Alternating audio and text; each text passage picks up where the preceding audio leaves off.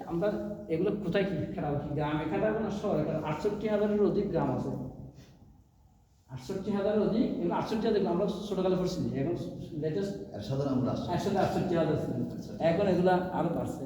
সেটা হচ্ছে একজন করে একটা গ্রামে দিলে তো যখন সব গ্রামে থাকে যাবে, আর শহর দরকার নেই।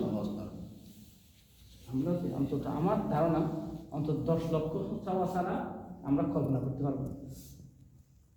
মিনিমাম 10 লক্ষ লাগবে।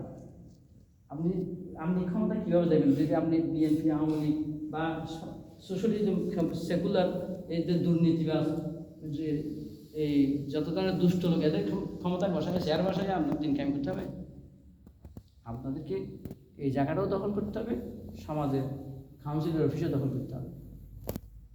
তবে এই দখল করার মতো বা এই দায়িত্ব পাওয়ার মতো যোগ্যতা হইলে আল্লাহ দিতে হবে।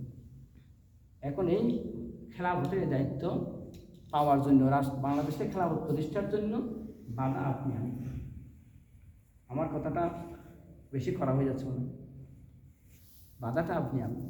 আমাদের যত মান উন্নয়ন হবে তত আমাদের ক্ষমতা বা আল্লাহর খেলাফত দায়িত্ব পালনটা তত নিকটবর্তী হবে, আর আমরা যত দূরে থাকবো তত দূরে থাকবে। এই জন্য আমি আপনাদের রিকোয়েস্ট